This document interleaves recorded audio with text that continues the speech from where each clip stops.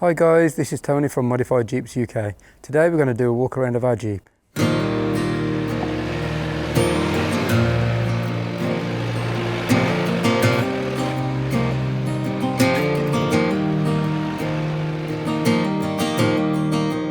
So recently we posted something on Instagram asking what videos you guys would like to see.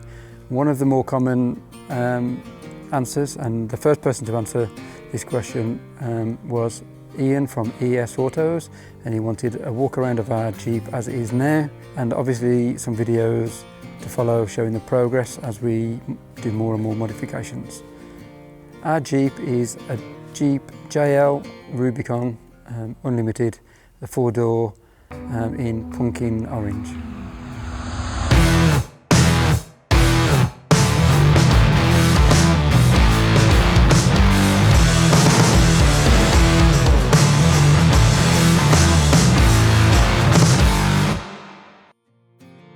So where to start? Let's we'll take a look at the front. So we don't actually have that many modifications done at the moment, but obviously we've got, like everybody, we've got a lot of plans for the future. One of the first things we did, not the first, but one of the first things we did was we made our own bumper.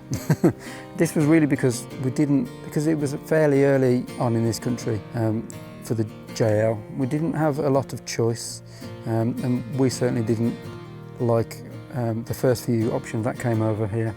We weren't big fans of, so we just made our own, something that's practical. It's probably not the best looking thing. As you can see, we've got rusty bolts.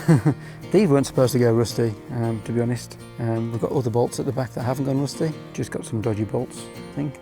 We've got our shackles, recovery points. We've got I think it's a rugged ridge winch plate that we purchased to make the winch, and then we built the bumper around that. Put on a little bar here so we can mount some lights and attach the winch cable to that. The winch is fairly cheap and cheerful, Terra Firma £1,200 winch. We went for the £1,200 because being the 4-door it's a little bit heavier, and when you've got gear in the back and tent on the roof and stuff, you need that extra little bit of power. The bumper itself is due to be replaced very soon, so we'll be bringing you a video on that. Not sure what we'll do with the old one. Might cut it up to recycle the metal, might give it away to a friend, who knows. The number plate just pops out like this. Sorry, it's a little bit muddy. We just made a little metal frame. It's rubber pieces there, just cable tied on, and they just push into the fair lead. Fairly solid. But also it allows us, when we go off-roading, we can take this off so we don't damage the number plate, and got all our protection from the bumper.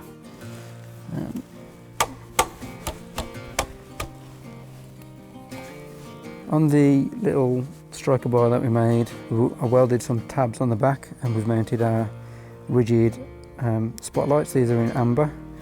We're very, very happy with these. So happy that we've actually ordered another 2. When we get the new bumper, we'll mount like 4 of these in a row. Looking forward to getting all that mounted. As standard on all the UK, or I'm pretty sure all the European models, we get the LED upgrade lights and lock for the bonnet or the hood.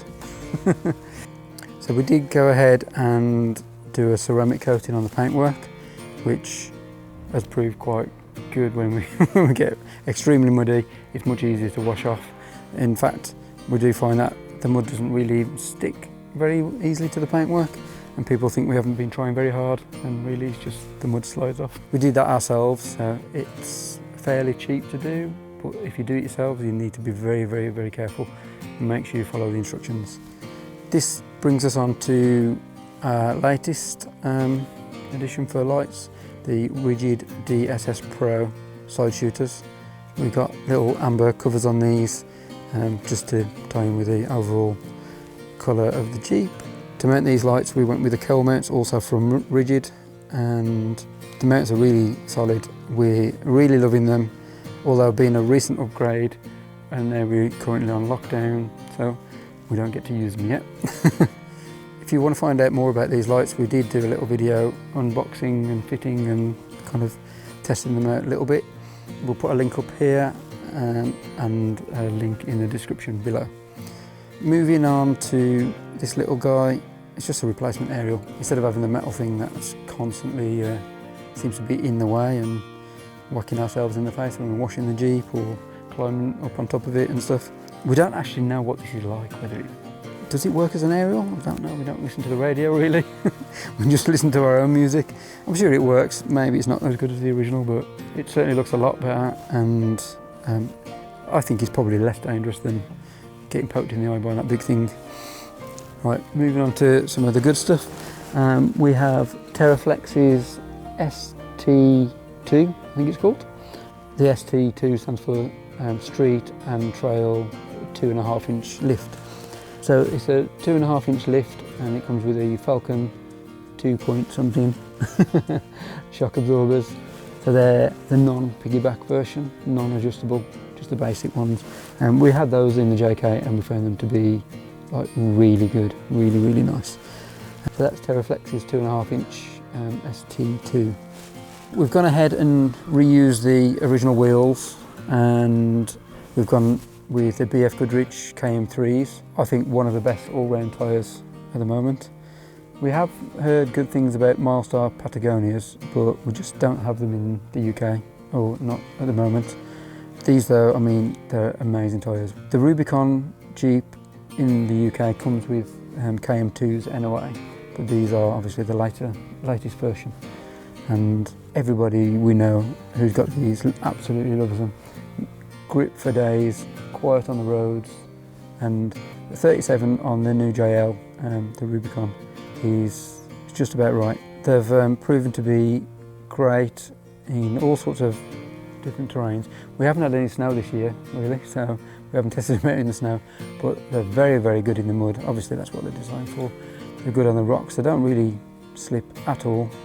We probably haven't tested them out as much as we want to or can do or will do, but so far so good. For our roof rack we went with the Rhino Rack Pioneer platform. We find that to be quite sleek. It's quite low fitting to the roof. We went with the Maximus 3 brackets. They're quite easy to fit, a little bit of drilling in the roof, so not for the faint of heart, but you know, it's once it's done, and it's solid as a rock. We put our rooftop tent up there, a couple of people sleeping up there, put other stuff on top as well, and then go off-roading, and it puts up with all that weight. I think it can hold 800 or 850 pounds and 300 dynamic with movement. And I'm not sure of those numbers, but I will definitely put that information below. But it's somewhere around that. It's really tough. Nice flat platform. We've got these little loops, they just slide backwards and forwards and put them in any area you need to, tie down anything you want. So we'll work our way around to the back and have a look what's going on there.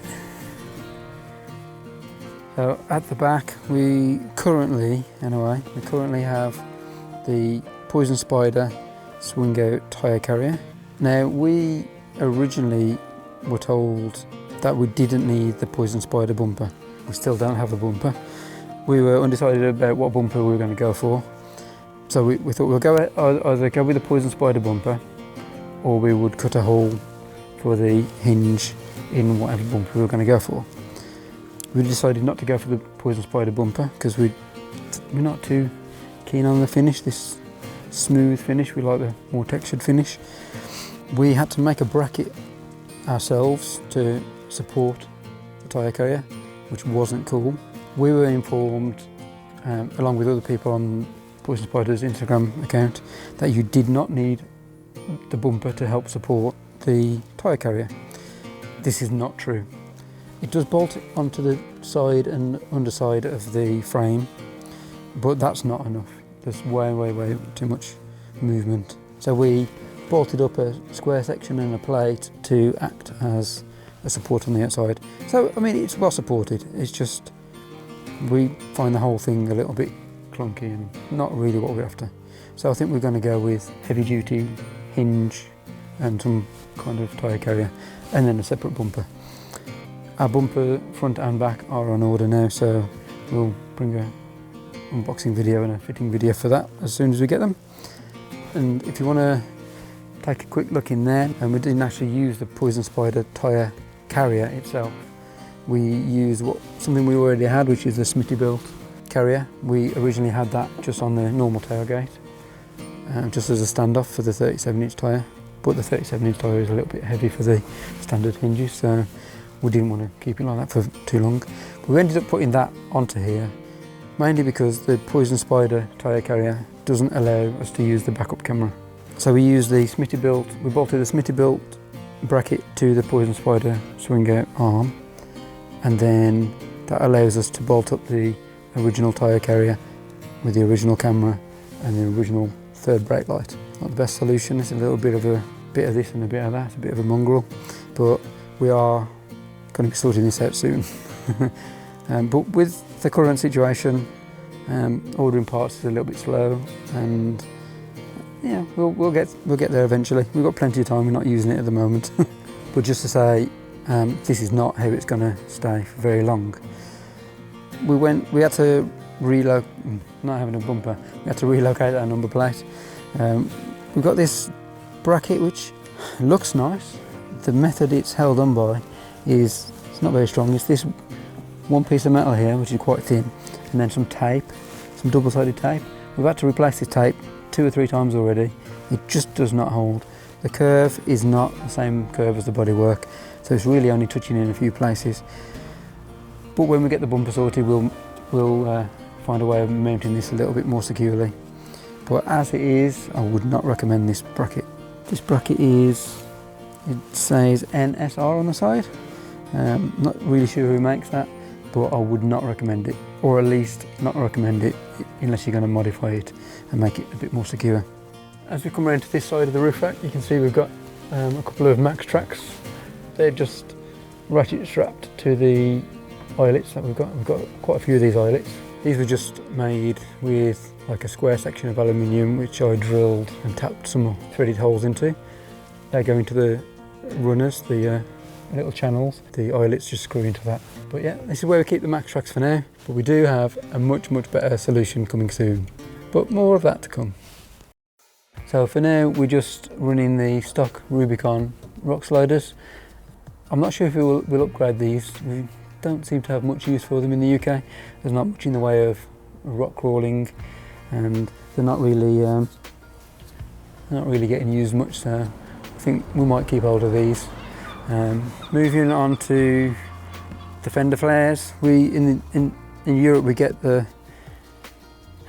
not highline fender flares for some reason. I think it's some kind of European regulations when selling a new vehicle. So these are kind of the same height as the Sahara and Overland or Sport editions, unfortunately. We do actually get a little bit of rubbing on the back, and we have kind of broken a few mounting tabs there. We need to replace those. Eventually though, we'll look at getting the highline fenders. Instead of putting longer bump stops, which we could do, I think we'll change the fenders and get a little bit more clearance. Because with this Terraflex suspension we're getting a lot of articulation, and I don't want to lose any of that. If anything, I want to get a little bit more, and so I think a little bit more clearance on the fenders is what we need. Right, so we'll take a look at the inside in a moment, but before we do that, we'll just take a look in the back. So again, when we first had the Jeep, one of the first things we did was go on a little European tour, off-roading across the Alps, and one of the best upgrades that we ever did with the JK was our tailgate table. Even though it wasn't a very good table at the time, it was still probably our favourite modification. One of the cheapest modifications, but one of the most used.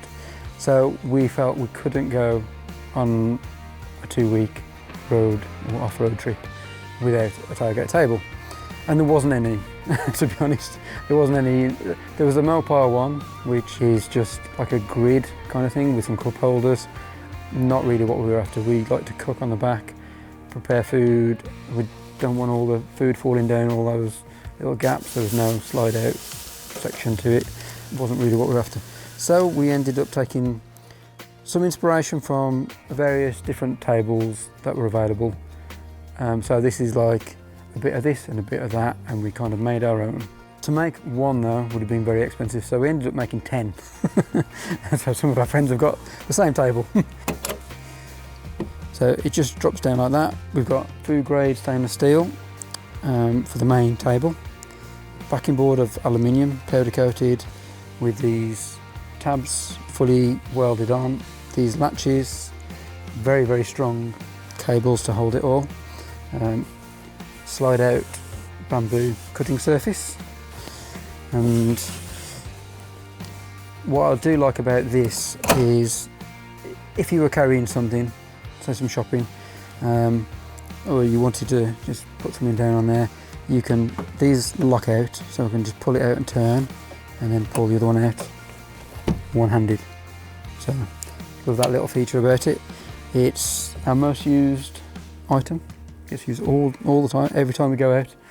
We've got a reason to use it. Folds back up nice and easy, no rattles, no squeaks, no nothing. So that lives there permanently. In the back, the rest of the stuff that we have for our adventures, we've cleared all that out so we can just use it as a regular vehicle. Right, so in the back here we've got a flashlight. This is by Jeep Informants. You can find his stuff, he's got some stuff on YouTube, but he sells these on Amazon. And they do very good focusing flashlight, and they do one for each colour of the Jeep JL. So if you've got a mojito green one, there's a green one. If you've got a red one, there's a red torch, and so on. And above that we've got a little first aid kit that lives in here full time as well. It's not the biggest first aid kit, but for what we do, it's got a little bit of everything in there. And then on the other side, we've got a fire extinguisher. I do want to get some more kind of solid mount for this. There are some available, I can't remember the name of them, but you want to get a solid mount for the fire extinguisher. There's always like a Mexican blanket in here or something. You never know when you need that. Then we've got under here, let's plug that in there. Need a little bit too much wire. Inspired by Marco from Overland X and Brad from Trail Recon. A couple of great guys. They did the same and made some videos on how to do this. We've got some like LED strip lights that run around the perimeter of the rear window. So when you're cooking and it's getting a little bit late at night, you've got some quite bright illumination actually. It's filled out the back of the Jeep quite nice. And I just plugged into the cigarette lighter. Thanks Marco. If you haven't checked out Trail Recon's channel, I'll suggest you do that. There's a lot of good content on there. You'll see some amazing adventures on there. A lot of those adventures feature Marco, who loves cooking on the Tembo Tusk Scottle and various other methods, and cooks a lot of amazing Mexican meals. He's got a book out now. I mean, his meals have proved so popular that by popular demand he's actually put a book together. He's now working on his second book. He's got his own YouTube channel, Overland X. It's Overland X with all the vowels taken out. So O-V, or is it O-V-R-L-N-D? Is that right? O-V-R-L-N-D-X. I think that's right. But yeah, check out both of their channels for some amazing content. Brad's been quite an inspiration for us to do our channel, and sorry if we steal a few of your ideas, Brad, but you know, you've got it all covered. How can we not? So, here we are inside. There's not a lot going on the inside. We made a, yeah, we like to make things. We're not called Modified Jeeps for nothing. We made a track system for the dashboard, and onto that track system we can mount balls and mount like a ram system, balls, 67 design, mounts, whatever we want to put on there. So currently we've got, partly because we already had this, we've got a RAM mount for Anetta's phone. We have a 67 Designs holder for my phone, which is very, very secure. Probably, I'd say, one of the best phone holders on the market for off-roading. Quite stable, strong, yeah, I love it. We've got RAM mount for the iPad mini. We decided that the iPad mini was better because we didn't want to fill the dashboard or bring the iPad up high and block some of our vision at the windscreen with a full-size iPad. And so we went with the iPad mini, which we can keep nice and low. We use the Gaia GPS app on there and a few other apps, some for recording trails. The Gaia one is good because you can download a whole area where the trail is, and then when you off-road in the mountains and there's no phone signal, you can still use a GPS signal and know where you are at all times. Which brings me on to this. We have a Garmin GPS module there, which is just on a non-slip mat in a little holder, and that just lives on the dashboard. I do need to plumb the wiring a little bit more permanently, but that just lives on the dashboard and gives us a GPS signal dedicated through Bluetooth for the Gaia GPS. Other than that, we've wrapped the dashboard in orange to suit the Jeep. We probably won't keep this colour, we might go for a different colour. We're thinking about maybe a satin green colour, which will tie in with this little bag that we've got here. This is just a grab handle bag. Got foam mounts in there, wet wipes, stuff like that, some girly stuff for Anetta.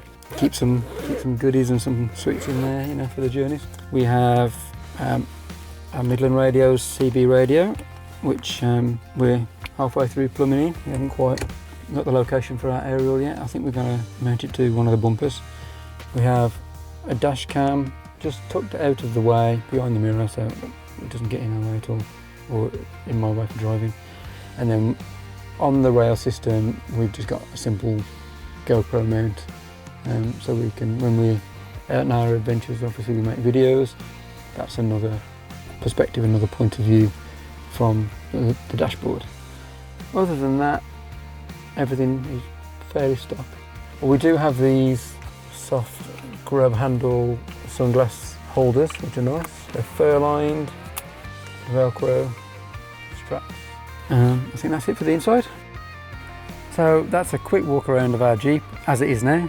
Obviously we've got lots of different modifications to come, so it will change quite a bit. There's a few things that we haven't really mentioned that we do have when we go on adventures, if we're going away. One is a rooftop tent. At the moment we've got a Tough Trek, I think it's a 3-man tent. That's one of these clamshell soft top tents, which is really good, very, very comfortable. Once it's up, it's amazing. It's just packing it away and all the tucking we have to do and climbing over everything. We don't really enjoy that so much. We might be looking to upgrade to a hard shell tent eventually, but we'll see. We also have an ARB awning that runs down the side of the Jeep. In the back we have an ARB 47 litre, I think, fridge, and a homemade kind of drawer system, and some front runner wolf boxes that all get strapped down to the drawer system. It won't be long before we start upgrading. We're going to be doing the bumpers in a week or so. We'll show you how they fit and whether we like them. So that's how we're looking at the moment. Plenty more to come. Got the bumpers to do in a week or so, some more lights, and we'll bring you along with that. So just to say, hope you enjoyed the video. If you did, click the like button. Don't forget to share and subscribe. Tell all your friends, and we'll see you in the next one.